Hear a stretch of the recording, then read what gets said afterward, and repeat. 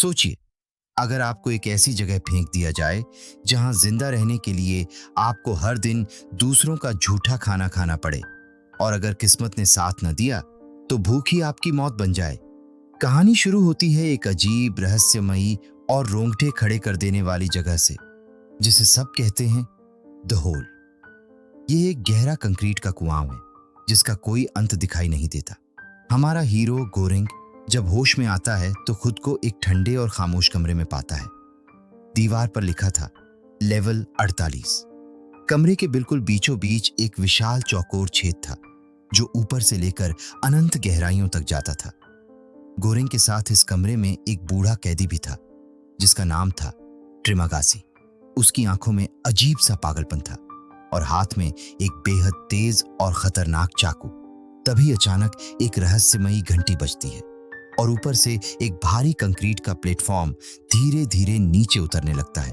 उस प्लेटफॉर्म पर दुनिया भर के शानदार और लजीज पकवान सजे हुए थे, लेकिन एक डरावने सच के साथ ये खाना पहले ही ऊपर के 47 लेवल के लोग खा चुके थे।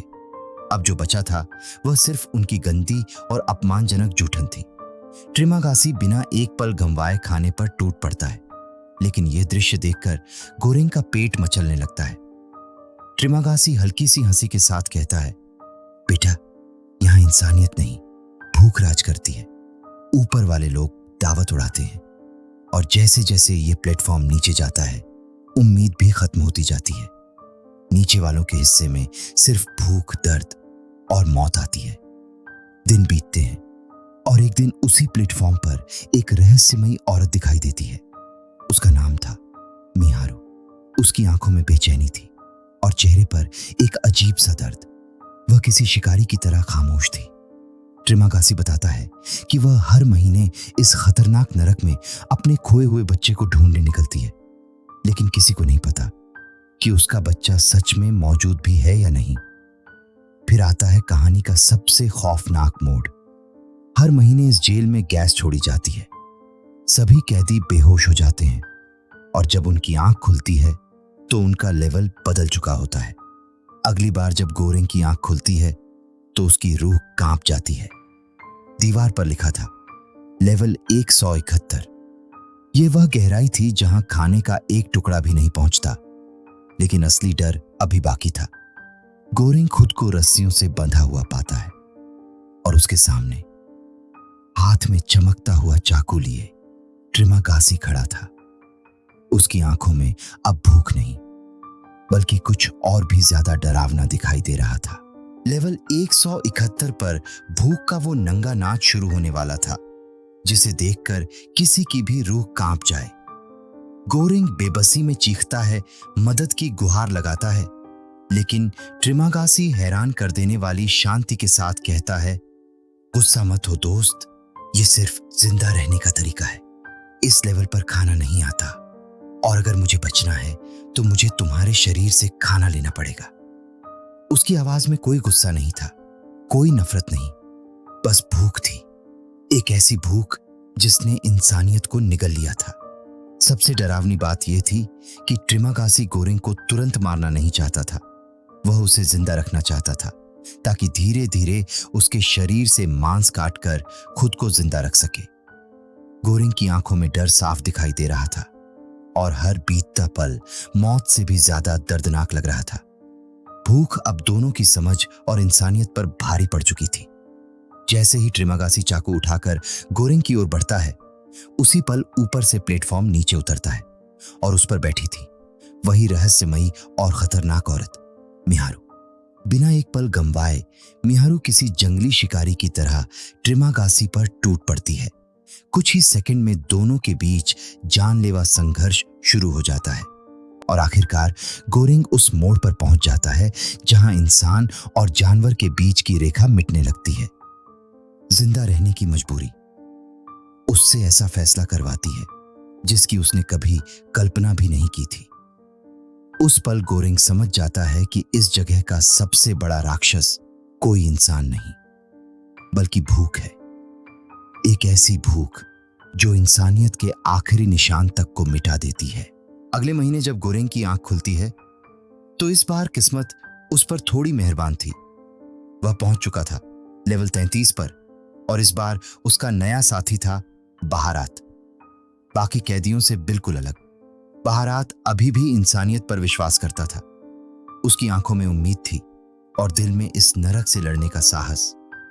तभी गोरेंग उसके सामने एक खतरनाक लेकिन क्रांतिकारी योजना रखता है। वह कहता है, अगर इस सिस्टम को बदलना है तो हमें खुद इस प्लेटफॉर्म पर सवार होकर सबसे नीचे तक जाना होगा। हर लेवल पर सबको बराबर खाना मिलेगा और जो दूसरों का हक छीनने की कोशिश करेगा उसे रोकना पड़ेगा। उनका मकसद सिर्फ खाना बांटना नहीं था। वे एक बेहद महंगी स्विस मिठाई पन्ना कोट्टा को बिल्कुल सुरक्षित बचाकर ऊपर प्रशासन तक पहुंचाना चाहते थे। ये एक प्रतीक था, एक संदेश। ये साबित करने का संदेश कि नीचे रहने वाले लोग अब भी पूरी तरह जानवर नहीं बने, उनके अंदर अब भी इंसानियत जिंदा है। और फिर दोनों अपने हाथों में हथियार लेकर प्लेटफॉर्म पर सवार हो जाते हैं। जैसे जैसे प्लेटफॉर्म गहराइयों में उतरता है, वैसे वैसे उनका सफर एक मिशन से बढ़कर जंग बन जाता है। कई कैदी खाना छोड़ने को तैयार नहीं होते। हर लेवल पर संघर्ष होता है। चीखें गूंजती हैं, घूंसे चलते हैं और खून बहता है। लेकिन गोरेंग और बहारात हार नहीं मानते। वे हर हाल में खाना बचाते हुए आगे बढ़ते रहते हैं। इस खूनी सफर में बहारात बुरी तरह घायल हो जाता है। गोरेंग भी जख्मों से लहूलुहान हो चुका था। फिर आखिरकार प्लेटफॉर्म इस नरक की सबसे गहरी गहराई में पहुंचता है। लेवल 333। चारों तरफ सिर्फ अंधेरा था, सन्नाटा था और मौत जैसी खामोशी। लेकिन वहीं उन्हें कुछ ऐसा मिलता है जो उनकी पूरी सोच बदल देता है। अंधेरे के बीच एक छोटी सी मासूम बच्ची बैठी थी, कमजोर, भूखी और अकेली। उसी पल गोरेंग को एहसास होता है कि यह कोई भ्रम नहीं, यही मिहारू की बेटी थी जिसे वह पूरे समय खोजती रही। बच्ची भूख से तड़प रही थी और तभी गोरेंग और बहारात समझ जाते हैं कि जिस पन्ना कोट्टा को वे इतने समय से बचाकर ला रहे थे, वे बिना एक पल गंवाए वह मिठाई बच्ची को खिला देते हैं। वह दृश्य इस अंधेरी दुनिया में उम्मीद की आखिरी किरण जैसा था। लेकिन इस सफर की कीमत बहुत भारी थी। गंभीर चोटों से जूझ रहा बहारात आखिरकार वहीं अपनी आखिरी सांस लेता है। उसका सपना अधूरा नहीं था क्योंकि उसने किसी की जान बचा ली थी। अब गोरेंग अकेला रह जाता है, टूटा हुआ, थका हुआ। लेकिन पहली बार उसे सच समझ आता है। प्रशासन के लिए असली संदेश पन्ना कोट्टा नहीं था। असली संदेश थी यह मासूम बच्ची। एक ऐसा सबूत कि इस कत्ल खाने जैसी दुनिया में भी मासूमियत और उम्मीद अब तक जिंदा है। जब प्लेटफॉर्म फिर ऊपर जाने लगता है तो गोरेंग को ट्रिमागासी दिखाई देता है, मानो उसकी अंतरात्मा उससे आखिरी बार बात कर रही हो। उसी पल गोरेंग समझ जाता है कि इस बच्ची को रोशनी तक पहुंचाने के लिए उसका खुद पीछे रह जाना जरूरी है, क्योंकि इस नरक ने उसे बदल दिया था। उसके हाथ भी खून से रंग चुके थे और शायद उसकी मंजिल अब ऊपर की दुनिया नहीं रही। एक शांत मुस्कान के साथ गोरेंग प्लेटफॉर्म से नीचे उतर जाता है और धीरे धीरे अंधेरे में खो जाता है, जबकि वह नन्ही बच्ची उम्मीद का आखिरी प्रतीक बनकर तेजी से ऊपर रोशनी की तरफ बढ़ जाती है। और यहीं खत्म होती है दी प्लेटफॉर्म की ये डरावनी, भावनात्मक और सोचने पर मजबूर कर देने वाली कहानी। लेकिन दोस्तों, इस फिल्म की असली कहानी इसकी एंडिंग में छिपी है। यही इस फिल्म का सबसे बड़ा संदेश है। अगर लोग सिर्फ अपने बारे में सोचेंगे तो हालात और भी बुरे हो सकते हैं, लेकिन अगर हम एक दूसरे की मदद करें तो बदलाव की उम्मीद हमेशा बनी रहती है।